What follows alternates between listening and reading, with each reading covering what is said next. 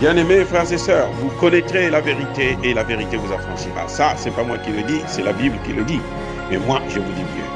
Vous connaîtrez la vérité historique, notamment celle de vos ancêtres kémites, et vous aurez une vision globale de ce que c'est que la vraie souveraineté politique. J'ajoute, vous reviendrez à la spiritualité africaine ancestrale et vous comprendrez les enjeux de l'indépendance économique. Et pour terminer, vous accepterez votre identité culturelle kémite et vous obtiendrez deux choses. La première, c'est la paix. La seconde, c'est le développement, à une condition. L'unité de toute l'Afrique noire, l'unité de tous les Noirs du monde entier. Otep à tous, bienvenue sur la chaîne des panafricanistes par essence, par conviction et par excellence. Celle des citoyens kémites par nécessité et obligation de combat. Nous sommes une chaîne qui n'est guidée que par nos ancêtres et rien que par les ancêtres qui appartiennent à l'égrégore du monde noir. Par conséquent, nous ne croyons en aucun Dieu venu de l'étranger. Toutefois, cette vidéo n'est aucunement destinée à inciter à la haine ou à la violence, car nous menons un combat qui est d'abord et avant tout spirituel, intellectuel et démocratique. Ensuite, il est politique, géopolitique et géostratégique. Contre l'impérialisme, le colonialisme, le néocolonialisme et l'endocoloniat, qui sont tous qualifiés de crimes contre l'humanité. Nous menons ce combat sur la base du principe fondamental que nous avons hérité de nos ancêtres kémites, qui est celui de la Mahat, c'est-à-dire solidarité, vérité et justice. Vous êtes donc en droit de connaître la vérité et nous avons l'obligation de vous dire la vérité, rien que la vérité, afin que justice soit rendue au continent africain. Et ça, c'est notre modeste contribution dans cette noble lutte en faveur de la souveraineté, la dignité, la solidarité et l'unité africaine. C'est exactement ça que nous appelons le panafricanisme. Bien-aimés frères et sœurs, ça bouge au Burkina Faso. Le capitaine Traoré est vraiment en train de mettre de l'ordre. Et j'espère que Embalo n'a pas pu le convaincre pour stopper cette lancée vers la voie de la souveraineté et la souveraineté totale du Burkina Faso. Le président, en effet, vient de suspendre la construction d'un nouvel aéroport au Burkina Faso, l'aéroport de Danssin, qui devrait à terme remplacer l'aéroport international de Ouagadougou, puisque celui-ci est au centre de la capitale, et puis bon, avec le flou des passagers qui atterrissent et repartent, ça pose un problème, et ça pose aussi un problème de sécurité. Donc, la construction d'un nouvel aéroport se justifie. Mais je ne veux pas rentrer dans ce débat. Ce n'est pas ce qui m'intéresse. Ce qui m'intéresse le plus, c'est quoi?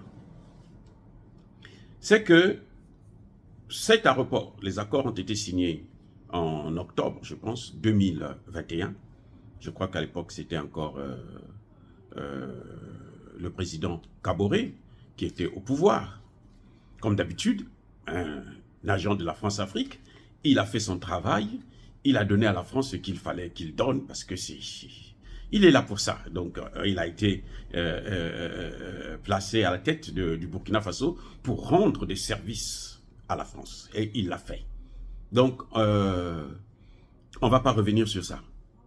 Mais on revient maintenant sur le contenu des accords. C'est la France qui devrait s'occuper de la conception. Elle devrait concevoir cet aéroport. Ça, c'est un. Deux. C'est la France qui devrait financer cet aéroport. C'est la France qui devrait assurer la maintenance. C'est la France qui devrait assurer, faire la construction. Et c'est la France qui devrait, écoutez bien, s'occuper de l'exploitation. L'exploitation, c'est quoi? C'est la gestion. Écoutez, hein, exploitation, là, ça veut dire gestion. Donc, c'est elle qui gère, c'est elle qui prend l'argent. Et pour rembourser ces prétendus financements. Pendant 50 ans, pendant 100 ans, et puis après on verra la suite. Et là, il y a eu un accident, 7 morts, au moins 6 blessés, 7 morts. S'il faut dédommager ces morts-là, ça va coûter le prix de la construction de cet aéroport. La vie d'un homme n'a pas de prix. Vous voyez? On ne rentre pas dans ce sujet. En tout cas, ça a été une aubaine pour le président Traoré, après cela, de suspendre les travaux. Et j'espère qu'il ne va pas revenir là-dessus. Pourquoi je dis ça? J'espère que le président Traoré écoutera cette vidéo et il prendra conscience. Pourquoi je dis ça? Déjà, la France dit qu'elle va concevoir. C'est tout à fait normal. Elle a des experts, la technologie, donc elle peut concevoir, elle peut construire. C'est tout à fait normal. Elle dit qu'elle va financer. Suivez, elle va financer. Vous savez combien elle a mis dedans? 20%. C'est à elle de financer, hein? Elle a mis 20%. Donc sur les papiers, c'est elle qui finance. Donc elle met 20%. Les 80% là, ça devrait venir du Burkina Faso. Et comment? C'est-à-dire que le compte d'opération du Burkina Faso, la France va le vider pour construire. Mais sur le papier, c'est dit que c'est elle qui finance. Premier mensonge, première escroquerie, premier vol. C'est elle qui finance. Et elle apporte 20%. Dites-moi un peu. Donc, au moment où nous parlons, si on n'a pas suspendu ça, le Burkina Faso doit déjà commencer à payer. Avec quoi? Avec l'or. Elle prend l'or. Elle dit non, bon, je ne vous donne rien, moi je prends l'or. Entre-temps, l'argent du Burkina Faso sort déjà de la caisse, la Banque de France. Voilà comment la France a passé son temps à nous escroquer. Et ce qui est pire, c'est que c'est elle qui va gérer l'œuvre. L'ouvrage, c'est elle qui va gérer l'ouvrage. Donc c'est elle qui va tirer les bénéfices de cet ouvrage. Ça lui appartient. C'est à elle de faire ce qu'elle veut avec. Alors qu'elle n'a pas financé. Alors qu'elle a apporté seulement 20%. Et ceux qui construisent là, les experts, les ingénieurs là, ce n'est pas des Burkinabés, ce sont des Français. Donc, il n'y a même pas transfert de technologie. Mais oui. Parce qu'à la fin, qu'est-ce qui se passe? Eh bien, les Burkinabés, ils vont avoir un aéroport qu'ils ne peuvent pas gérer, qu'ils ne peuvent pas assurer la maintenance. Et la France va dire non, je ne peux pas assurer la maintenance parce que bon, c'est plus moi qui gère, donc c'est vous qui gérez, donc vous assurez aussi la maintenance. Ou bien il faut me payer tant pour assurer la maintenance, qu'ils ne vont d'ailleurs même pas assurer. Ça dit que c'est de l'escroquerie à un niveau incroyable. Et ces gens sont sans pitié. Vous voyez, le Burkina Faso est en train de se battre actuellement contre le terrorisme. Ce sont eux qui ont amené le terrorisme au Burkina Faso. Ils ont amené le terrorisme au Burkina Faso, vous le savez très bien.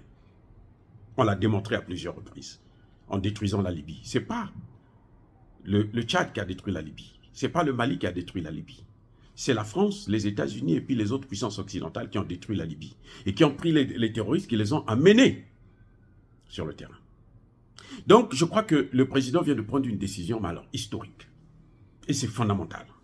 Je soutiens à 100% cette décision. Et j'espère qu'il ne va pas revenir là-dessus. Il va nous prendre des Chinois qui vont venir terminer le travail, ou les Turcs ou les Indiens, tant pis.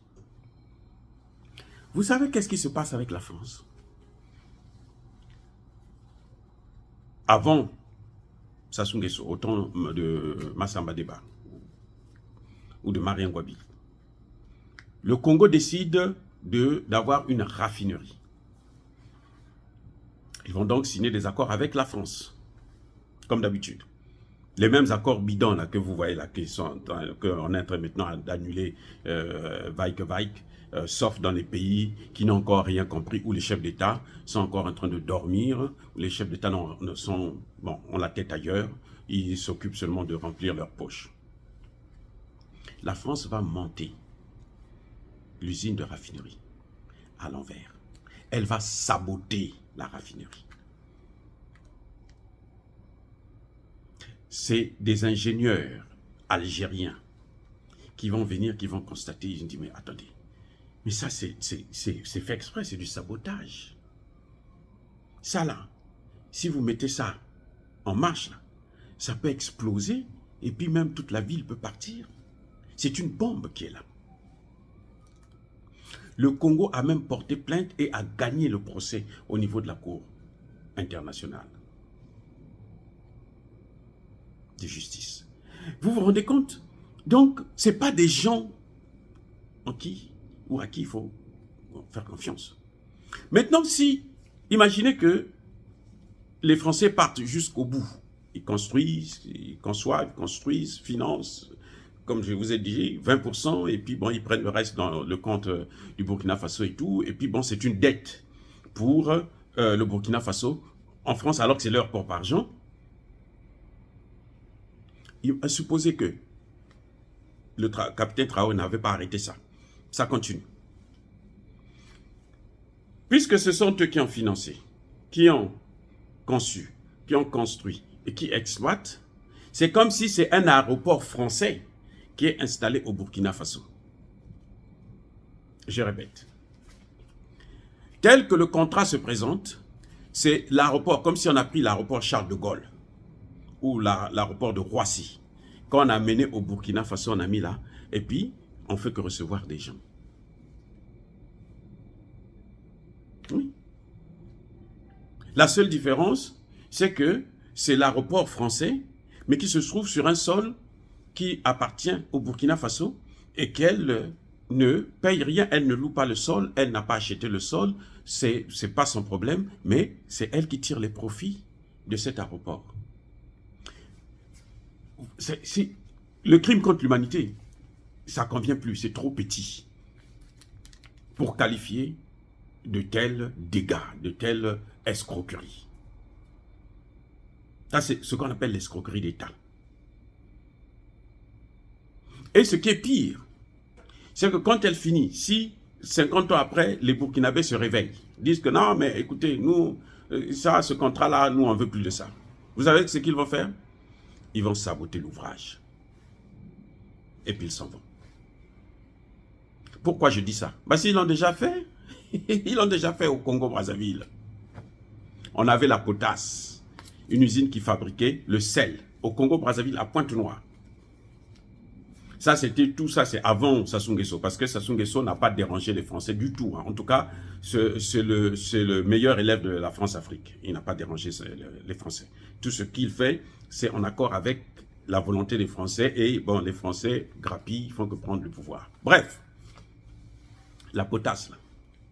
Lorsque les Congolais ont dit que maintenant, nous voulons nationaliser notre entreprise parce qu'on ne peut pas concevoir que le sel nous appartient, le sol nous appartient, les travailleurs, ce sont nos travailleurs, et puis bon, vous êtes là, non, on ne peut plus continuer comme ça, nous on nationalise, au temps de Ngouabi. Vous savez ce que les Français ont fait? Ils ont ouvert les vannes de l'eau de la mer, là, pour que ça rentre dans toute la cité. Là où habitaient les travailleurs, les entreprises, les machines, tout. Jusqu'à aujourd'hui. Ça fait plus de 40 ans. Comment pouvez-vous expliquer un tel comportement? Quand Lissouba arrive au pouvoir, Lissouba décide de relancer la potasse puisque ça avait été construit au moment où il était Premier ministre de Massamba Déba. Et le sabotage s'est passé au moment où Ngouabi était président.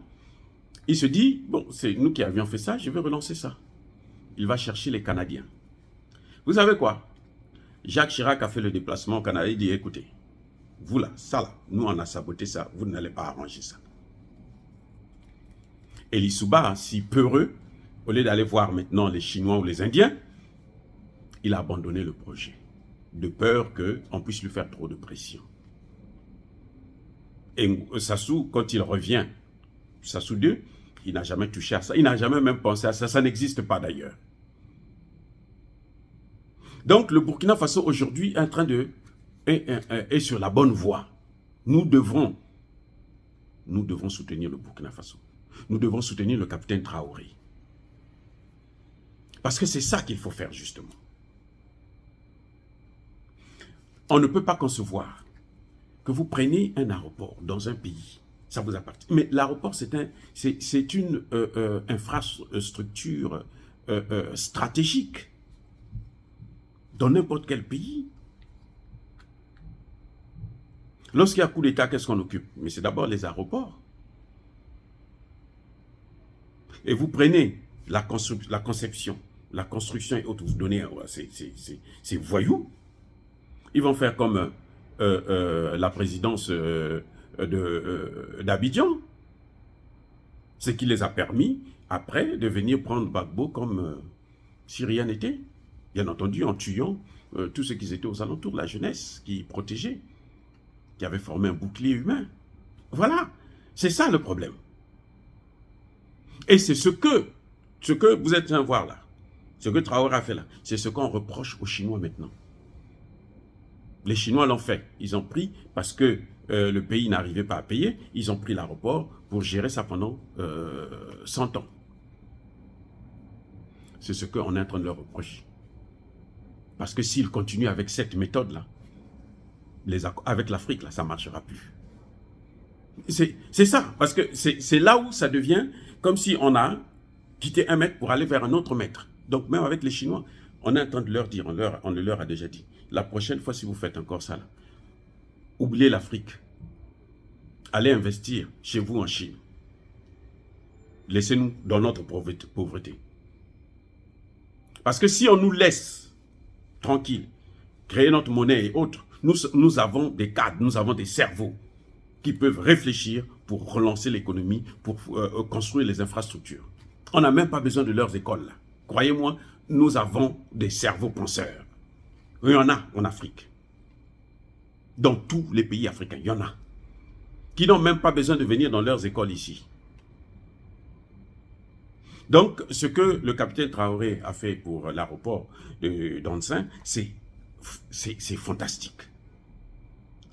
Il faut saluer de tels agissements, de tels comportements. Parce que c'est pas donné à tout le monde. Voilà, bien-aimés frères et sœurs, ce que je tenais à vous dire. Mais dire cela, c'est inciter à la haine ou à la violence. Non. Yaba colère veille, Yamalembe. Encore une fois de plus, je persiste et je signe. Soyez bénis, abondamment bénis par le Dieu des Kémites. Et que tous ceux qui persécutent le continent africain et le monde noir, tous ceux qui nous pillent, nous déstabilisent, qu'ils soient blancs ou qu'ils soient noirs, qu'ils soient détruits par le Dieu des Kémites et par nos ancêtres angélisés. Vive l'Afrique éternelle. J'ai dit et j'assume.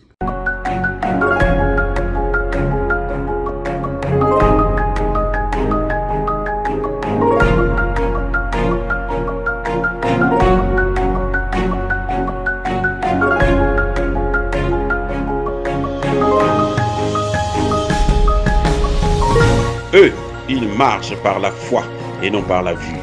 Mais moi, je vous conseille vivement de marcher par la connaissance scientifique et historique, notamment celle de nos ancêtres kémites, par les 5 sens et par l'intelligence. À vous, à Pierre.